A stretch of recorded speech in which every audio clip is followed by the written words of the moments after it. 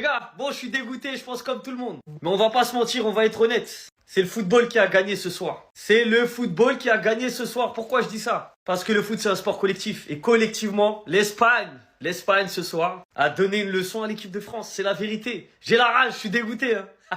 Mais c'est une vérité. L'équipe de France, c'est une somme d'individualité. Mais ce soir, face à un gros collectif, on a vu que ça n'a pas suffi.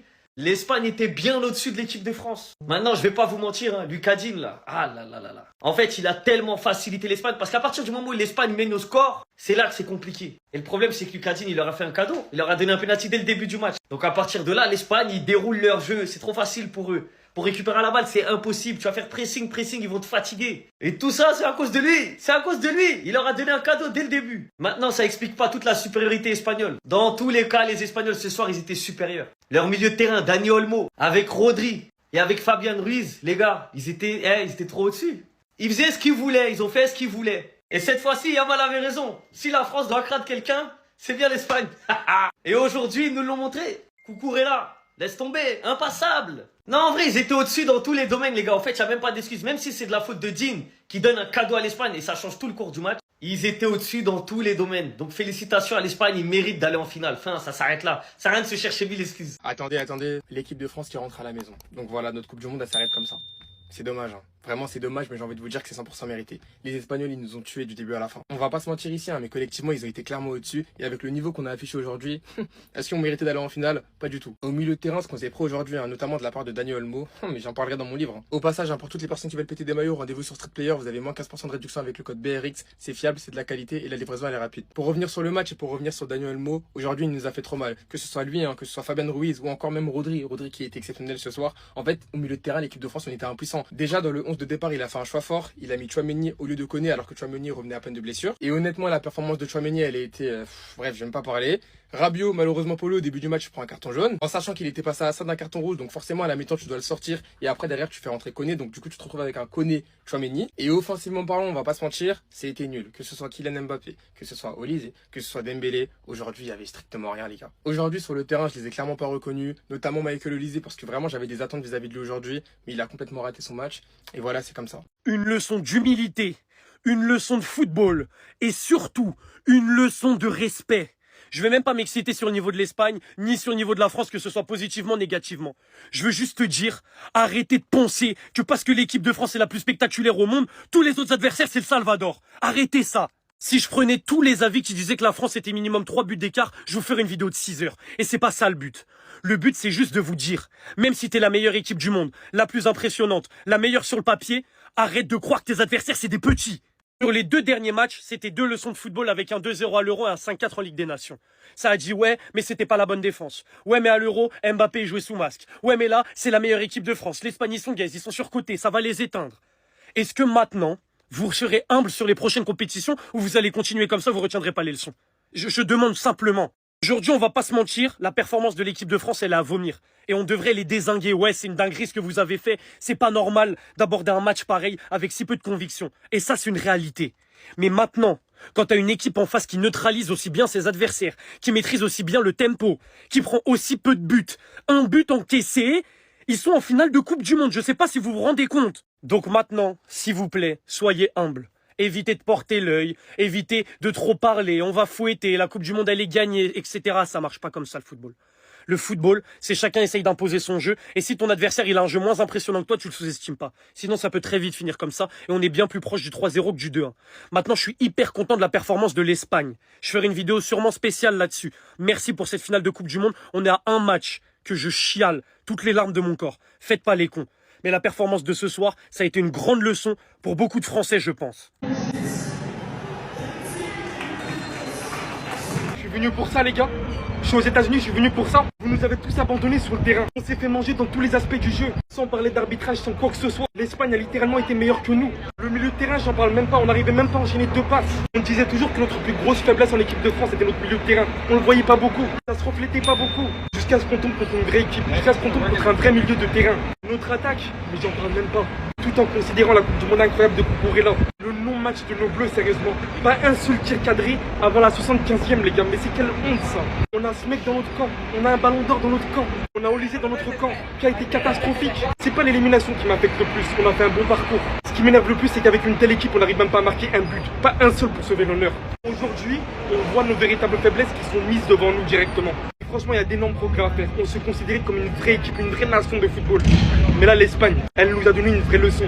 C'est ça le football en fait, les gars. J'espère tellement qu'il y en a qui vont pas sortir des trucs d'arbitrage ou je ne sais quoi, qui vont nous enfoncer encore plus que ça. En fait, je suis censé débriefer quoi? On s'est fait laver. Faut dire les termes aujourd'hui, l'Espagne nous a surdominés dans tous les compartiments du jeu. On a attendu la 88e minute pour mettre notre premier tir cadré. Premier tir cadré, les gars. La première bêtise, c'est ce dégagement de Lucas Digne. Aucune prise d'info. Il fait un contrôle super haut. Normalement, tu sais qu'il y a un pressing. L'Espagne fait que de presser. Il met une reprise de volée dans la cuisse de Lamine Yamal. C'est incompréhensible. Deuxième tournant, il est là. Blessure de Saliba. Il l'a dit, son dos est mort. Dès qu'il est sorti, Lacroix est rentré avec tout le respect. Je me suis dit, ça va être compliqué. Sur le deuxième but de Pedro Porro, Lacroix, il a fait preuve d'une naïveté, mais déconcertante. Il a été aspiré, attiré par le ballon, tout simplement, et il a laissé Pedro Porro partir dans son dos, but 2-0. Mais là, tu dis c'est mort. On te dit, vas-y, peut-être il y aura une réaction. Non, il n'y a rien eu, c'était le néant. Pourquoi? Parce que Didier Deschamps a montré ses limites. Ses limites qu'il a montrées depuis la nuit des temps. Tactiquement incapable de répondre. Et en plus, mauvais choix au début du match. Je suis désolé, mais titulariser Tchouaméni alors qu'il revient de blessure, on sait qu'il a une saison aussi assez compliquée. Alors que Manu Koné nous a fait un mondial exceptionnel, grosse erreur au milieu de terrain, on s'est fait manger. Comme du 3 quarts, du 4 quarts, pardon. Rodri, j'ai l'impression que c'était un titan. C'était un titan, il se baladait au milieu de terrain avec Fabian Ruiz. Ils nous ont mangé. On n'a rien pu faire. Le pressing, il a été supérieur. Ils ont montré qu'est-ce qu'une équipe collective dans toute son expression, en fait. Et on peut même pas parler d'arbitrage, parce que là, Olysée, il mérite rouge. D'ailleurs, parlons-en d'Olysée. Au cas de fantastique, ils ont été absents. Olysée, le premier, il a traversé le match comme un fantôme. Comme un fantôme. Cucurella, il nous a sorti le match de sa vie. Voilà, comme d'habitude, quand lui, on lui dit presse-le, tue-le, il est là. C'est ce qu'il a fait. Dembélé aussi, c'est pareil. En fait, du début à la fin, c'est simple. Il n'y a absolument rien à dire. L'Espagne a été supérieure. C'est pour ça qu'on ne peut même pas nourrir de regrets. Ils ont eu une équipe. Nous, on a une somme d'individualité qu'on a pensé être assez forte pour aller chercher le mondial. Retour sur terre. Premier match très compliqué pour les Bleus. Première défaite. Devant le monde entier, on est passé pour des footix qui ne connaissent rien au foot. Je suis obligé de changer et de me transformer en Barcelonais parce que j'ai honte, j'ai tellement honte. Quand la liste de l'Espagne elle est sortie, j'ai vu les commentaires, certains négligeaient l'Espagne en les faisant passer pour des petits cons. Regardez leur liste, regardez leurs joueurs, ils ont pas de stars, ils ont pas les meilleurs, ils ont des petits joueurs. Voilà ce qu'ils ont proposé. Regardez ce qu'ils ont proposé en 97 minutes, on s'est fait humilier. On n'a pas vu le jour. Quand certains disaient ouais mais est-ce que la France a affronté de réels adversaires? Est-ce qu'elle a eu des gros tests? On leur donne raison. Parce que regardez comment on a bégayé face à l'Espagne. Ils nous ont éliminés à l'Euro, en Ligue des Nations, maintenant en Coupe du Monde. Faut juste respecter et applaudir la perf. Blablabla, on a la meilleure attaque, je réfléchis à combien on va mettre à l'Espagne. Je réfléchis déjà à ce que je vais porter le jour de la finale pour fêter la Coupe du Monde. On avait trop la bouche, on a été trop arrogant. Et voilà, on s'est fait punir devant tout le monde.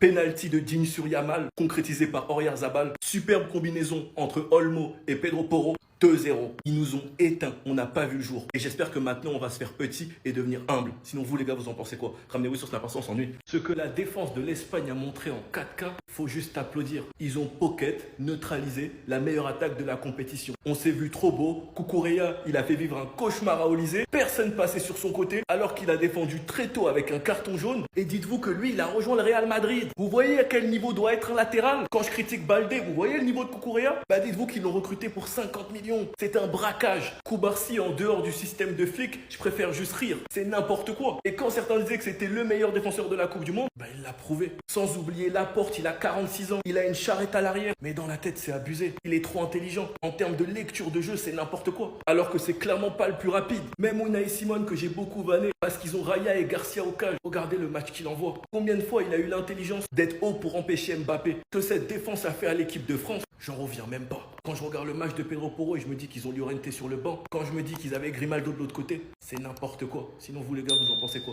Ramenez-vous sur Snap, on s'ennuie. Non mais là c'est vraiment une honte. On vient de se prendre une leçon de football par l'Espagne qu'on pensait être mou depuis le début de la compétition. Comment c'est possible de se faire aussi dézinguer dans tous les sens? La France n'a tout simplement rien proposé aujourd'hui, ils n'ont rien réussi. L'Espagne a réussi à saboter notre système de jeu grâce à leur pressing. Et je suis désolé, contrairement à l'équipe de France, j'ai vu une équipe d'Espagne qui avait bien analysé la France. Étant donné que du début jusqu'à la fin on avait l'impression que tout avait l'air facile pour eux, que ça soit dans les déplacements, tout le monde se rend disponible. Le pressing pour récupérer le ballon est bien coordonné. Il y a toujours 2 joueurs sur le porteur du ballon. Sans oublier le match de patron de Rodri encore une fois dans ce milieu espagnol. Et pour moi, c'est clairement le meilleur joueur espagnol de cette Coupe du Monde. Il n'y a rien à dire. C'est lui qui gérait tout le tempo du jeu. Et pendant ce temps, on a l'équipe de France en face, complètement spectateur. Il n'y a qu'à voir le deuxième but de Pedro Porro. Tout le monde le regardait. Le gars, il a traversé la défense. Personne l'a accompagné. Regardez vous-même là où l'action commence. Pedro Porro se retrouve face à 2 joueurs français, Désiré Doué et Koné. Il fait la passe à Dani Olmo qui se retrouve devant la surface. Ce dernier, comme on le connaît fort dans les petits espaces, lui lâche une passe en profondeur. Et pendant ce temps, on a les 2 joueurs français qui sont là. Ils ne suivent même pas le joueur. Qu'est-ce qu'ils regardent? Je ne sais pas. Pedro pourra continuer son chemin tout seul. On a aussi Lucas Digne qui avait créé un penalty juste avant en première mi-temps. Complètement spectateur lui aussi. Pedro Porro rentre dans la surface, il n'y a personne sur lui. Il termine avec le but. Et voir le visage de Kylian Mbappé comme ça donne pas espoir. Aujourd'hui, il n'a rien réussi lui aussi. Michael Olise lui-même, j'en parle pas. Ils ont été tous nuls. En fait, c'est simple. Dans cette équipe de France là, j'ai reconnu personne. Personne. Mis à part Rabiot qui était bon. Malheureusement, lui aussi, il prend un carton jaune. Ils ont été obligés de le sortir pour éviter le rouge. Et juste après, t'as Deschamps qui sort Barcola. Pourquoi? Je ne sais pas. L'offensif le plus dangereux du match, il le sort. Finalement, les Espagnols avaient raison d'avoir la bouche. Lamine Yamal en conférence de presse, voilà. S'il y a bien une équipe contre laquelle la France doit avoir peur, et bah c'est nous. Ils ont bien raison. On l'a vu aujourd'hui. Vous voyez ce qui me fait mal, c'est qu'on a joué, au final, sans se battre réellement. Au final, on a été balayé, mais trop facilement. C'est ça qui me blesse. Et en plus, avec les joueurs qu'on a, la qualité qu'on a, on a été sortis, mais facilement. C'est ça qui est juste frustrant. Est-ce que vous vous rappelez d'une action de l'équipe de France pendant le match? Simone, il a même pas été un tout petit peu égratigné, il n'y a rien eu.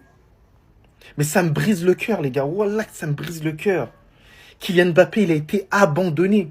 Pour moi, Kylian Mbappé, il a été abandonné dans ce match-là. On l'a pas assez servi. Didier Deschamps, il y a des changements qui devaient être faits.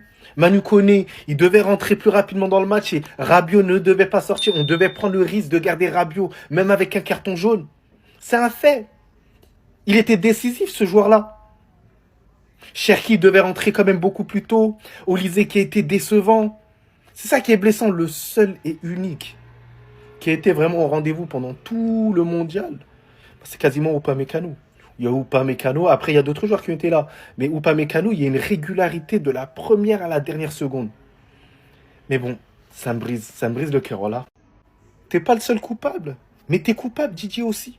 T'es coupable. Quand tu décides de titulariser Tchouaméni, je peux le comprendre, il a de l'expérience, on va pas se mentir. Mais on a tous analysé la première mi-temps. Il n'était pas dans son match, on a senti qu'il n'était pas à 100% dans tous les cas. Et le problème de Tchouaméni, à la différence de Manu Koné, c'est que dans l'intervalle, il n'est pas présent. Il fait pas d'appel. Tu peux pas aller le chercher. Il se positionne comme un 3e défenseur central. Donc au final, tu peux pas déstabiliser le milieu de terrain adverse. Surtout une équipe comme l'Espagne, t'en as besoin. Tu peux pas t'autoriser de faire ça, sinon ils vont te dominer. Et ça a été le cas aujourd'hui. Et Rabiot, qui faisait partie des meilleurs Français. Alors oui, certes, il a pris un carton jaune. Mais t'es obligé de le mettre. C'est lui qui comblait les petites lacunes qu'il y avait aussi au milieu de terrain. T'es obligé de prendre ce risque. Parce que je pense que cette paire-là, en deuxième période, elle aurait fait du bien, mais immense en équipe de France. Autre déception, Michael Olise qui n'a pas été au rendez-vous là aujourd'hui. On l'attendait, on se disait que ouais, c'était le joueur qui pouvait faire la différence, servir davantage Kylian Mbappé qu'on n'a pas vu dans ce match-là. Malheureusement, ça n'a pas été le cas. Et c'est dommage, parce qu'on peut le voir au niveau des stats. 0 tir, 0 dribble, 20 pertes de balles, la moitié des duels gagnés et un centre réussi. Pour la qualité qu'il a, Michael Olise, c'est pas normal. Donc ouais les gars, c'est terminé. Et franchement, on était face à une équipe de l'Espagne qui était tout simplement supérieure à nous. Voilà, techniquement, tactiquement, c'est surtout tactiquement qu'ils nous ont eu. Et ça montre qu'au final, un collectif bien huilé sera toujours meilleur que des individualités. Voilà, c'est la fin. Faut quand même remercier Didier Deschamps pour tout ce qu'il a accompli en équipe de France. C'est une légende de l'équipe de France. C'est dommage que ça se termine comme ça. Mais c'est ça, c'est le football, le meilleur à gagner.